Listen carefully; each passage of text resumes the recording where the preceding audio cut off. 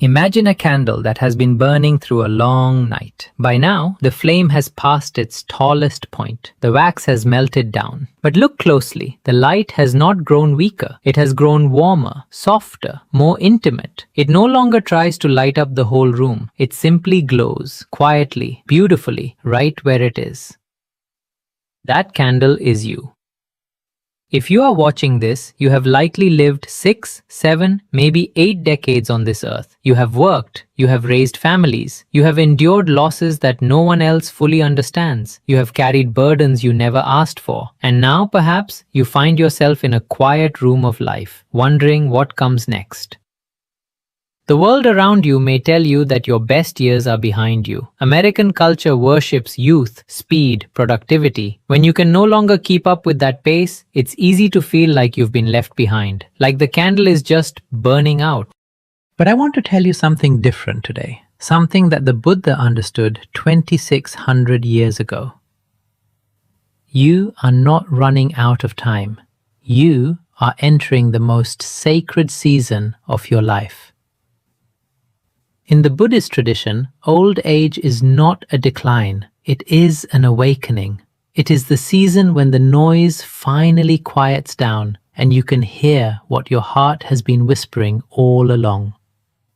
The Dhammapada, one of the oldest collections of the Buddha's words, reminds us that a human life is rare and precious, more rare than a blind turtle surfacing in a vast ocean and placing its head through a single floating ring. You have this life, you still have it, and what you do with these remaining years matters more than everything that came before. Today, I want to share with you 5 meaningful things, 5 pieces of inner work that I believe deserve your full attention for the rest of your life.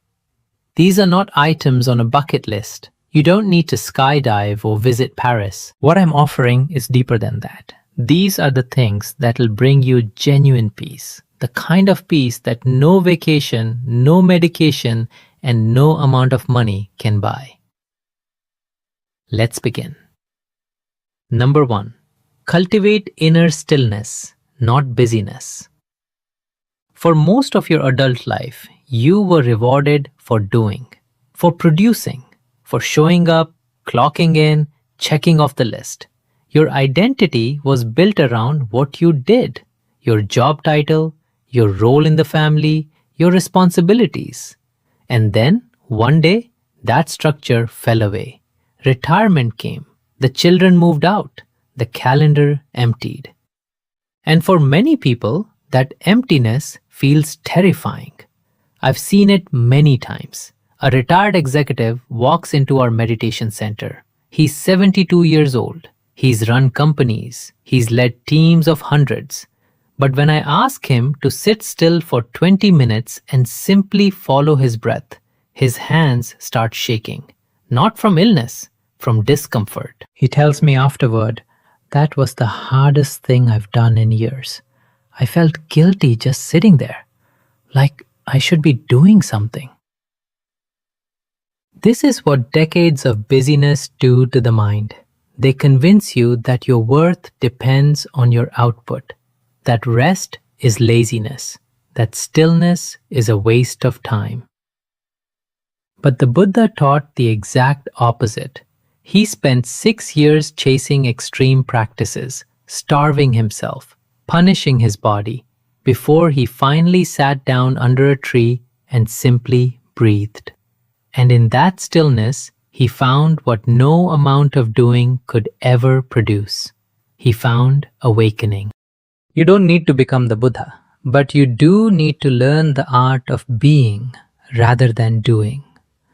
And now, in the quieter season of your life, you finally have the space to practice. Here's what I recommend. It is very simple. Every morning, before you check your phone, before you turn on the news, before you make your to-do list, sit down somewhere comfortable. Close your eyes and breathe. Just breathe. Follow the air as it enters through your nose, fills your chest, and leaves again. Do this for 10 minutes. That's all. 10 minutes of being alive without needing to accomplish anything. This is called Anapanasati, mindfulness of breathing. It is one of the oldest meditation practices in Buddhism, and it is available to you right now, exactly as you are. You don't need to sit on the floor. You don't need to twist into any position. A chair is perfect. Your living room is perfect. Stillness is not laziness. It is the deepest form of courage. It takes real bravery to stop running and just be here, with yourself, with this moment, with whatever arises. Start there. Number 2, heal and release old resentments. Let me ask you a personal question. Is there someone from your past, maybe from many years ago, whose name still makes your chest tighten? Someone who hurt you, betrayed you, disappointed you so deeply that you've carried that wound for decades? If you said yes, you're not alone. Almost everyone I meet over the age of 60 carries at least one heavy resentment. A parent who was never there, a spouse who left, a child who said something unforgivable, a friend who disappeared when you needed them most. These old wounds are like heavy suitcases. You've been dragging them through the airport of your life for 30, 40, maybe 50 years, and now you're approaching the final gate. Let me ask you, do you really want to carry those bags onto the last flight? In the Buddhist tradition, we speak of metta, loving kindness, and the practice of releasing ill will. And I want to be very clear about something. Forgiveness in Buddhism is not about saying that what happened was okay. It is not about pretending the pain didn't matter. It is not about letting the other person off the hook. Forgiveness is about letting yourself off the hook. When you hold on to resentment, the person who suffers most is not the one who wronged you. It is you. The Buddha compared it to holding a hot coal with the intention of throwing it at someone else. You are the one getting burned. I once knew a woman, 78 years old, who had carried anger toward her former husband for over 40 years. He had been unfaithful, he had been cruel, and he had been dead for 10 years. But she still couldn't speak his name without her voice trembling. One day, at our meditation retreat, I suggested she write him a letter, not to send, just to write. She spent 3 hours pouring everything onto paper, every hurt, every tear, every sleepless night. Then she walked outside, sat under a tree, read the letter out loud to no one, and burned it. She came back inside and told me, I feel 30 pounds lighter. That's what letting go feels like. Not like condoning, like liberation. If you're ready, here's a practice you can try tonight. Sit quietly, bring to mind the face of someone you still resent, and silently, gently say these words. May you be free from suffering. May you find peace. You might not feel it at first. That's okay. Say it anyway. The heart opens slowly, like a door that's been shut for a long time. It needs patience, not force. Forgiveness is not a gift you give to others. It is the final act of self-liberation. Number 3, simplify your life radically. When the Buddha was a young prince named Siddhartha, he lived in a palace filled with every luxury the world could offer. Gold, silk, music, feasts, and yet none of it brought him peace. So he walked away. He left it all behind, and he spent the rest of his life owning almost nothing. A robe, a bowl, and the open sky above him. Now, I'm not asking you to give away your home and become a wandering monk, but I am asking you to consider this. How much of what you own actually brings you joy, and how much of it is just weight? There's a concept that's become popular recently. The Swedish call it death cleaning. It means going through your belongings as you age and deciding what stays and what goes, so your loved ones aren't burdened after you're gone. It's a practical idea, But the Buddha taught this same principle 2600 years earlier, and he went deeper. It's not just about closets and attics, it's about simplifying everything. Simplify your possessions, yes. Go through that garage, donate the things you haven't touched in 5 years. Let them go to someone who needs them. But also simplify your commitments. How many clubs, groups, and obligations are you part of out of habit rather than genuine nourishment? It's okay to say no. It's okay to step back. Not every invitation requires a yes. Simplify your information. The 24-hour news cycle is designed to keep you anxious. It profits from your fear. You do not owe the world your constant attention. Read less news. Take fewer opinions into your mind. Protect your inner environment with the same care you'd protect your garden. And simplify your relationships. This doesn't mean cutting people off. It means being honest about which connections nourish your spirit and which ones drain it. At this stage of life, you have earned the right to spend your time only with people who make you feel more alive. I once visited an elderly monk in a small forest monastery. His entire life fit in a space no bigger than a parking spot. 3 robes, 1 bowl, 1 copy of the suttas. And his smile? Oh, his smile was wider than the smile of any billionaire I've ever seen on television. He had nothing, and he lacked nothing. The less you carry, the further you can walk, and the more you can see. Number 4, deepen your connection with others through genuine presence.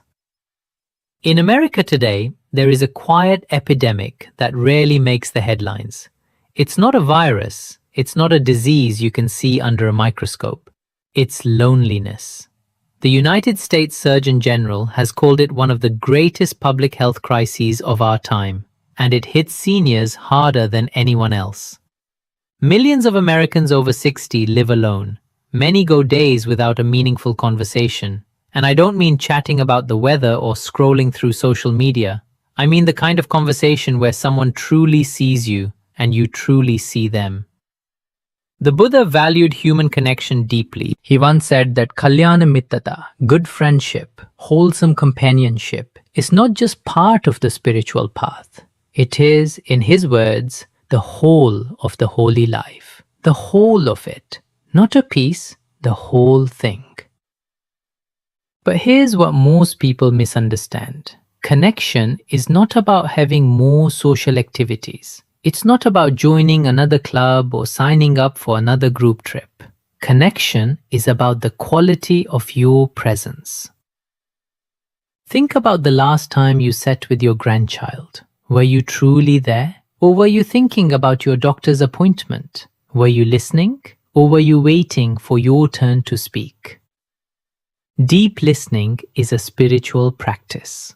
When you sit across from another human being and give them your full, undivided attention, no phone, no distractions, no agenda, something sacred happens. They feel it, and so do you.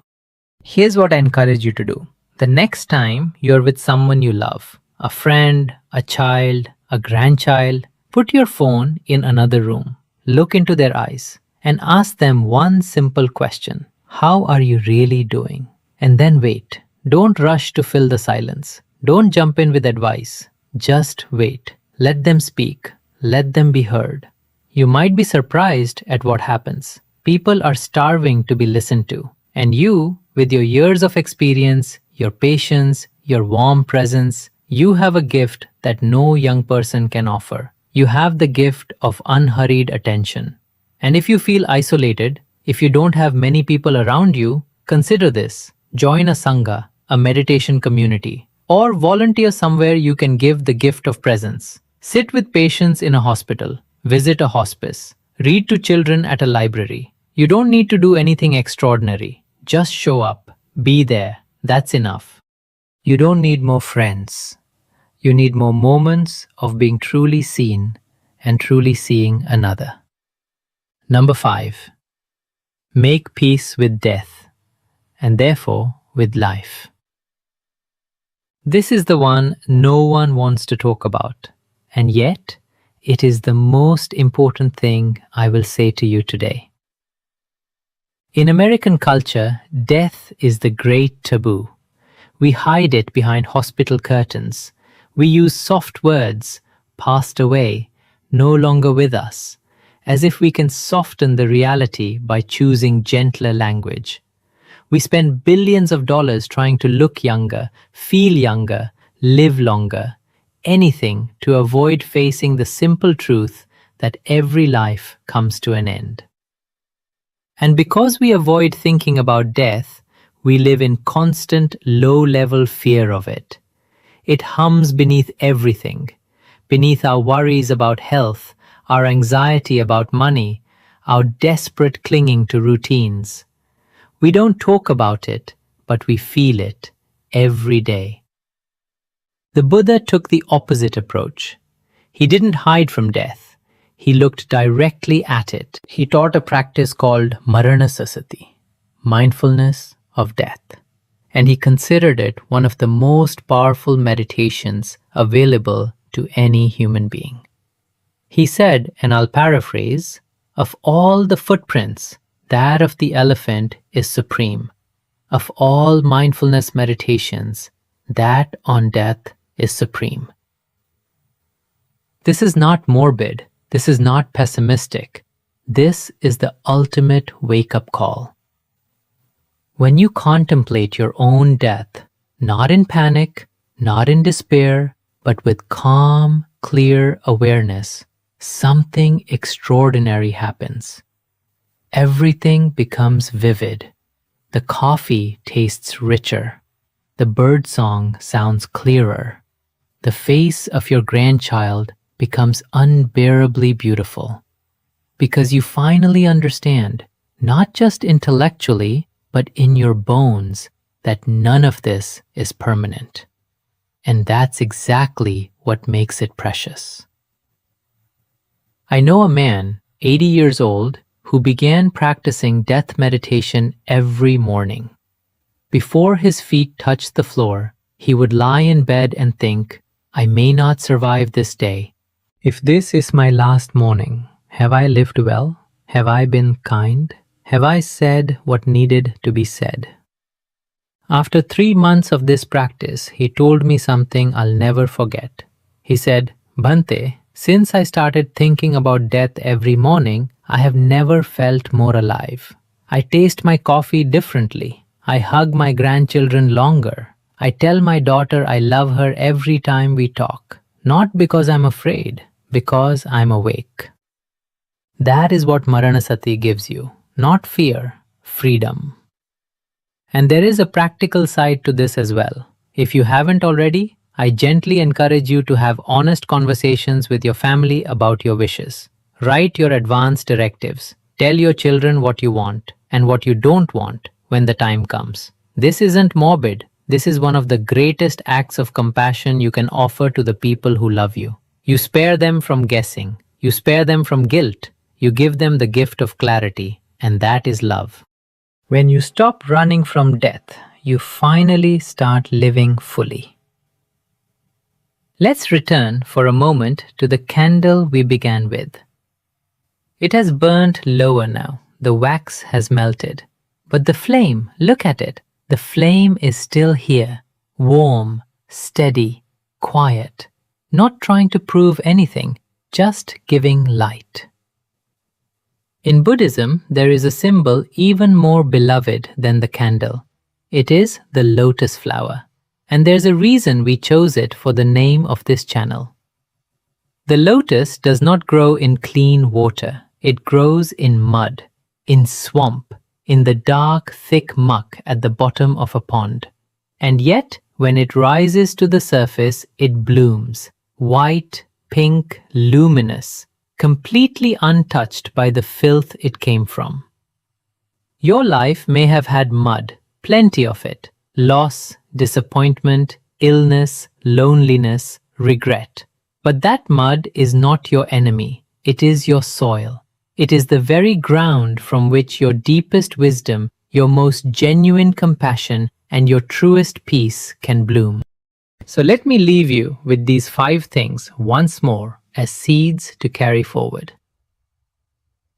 1. Cultivate inner stillness.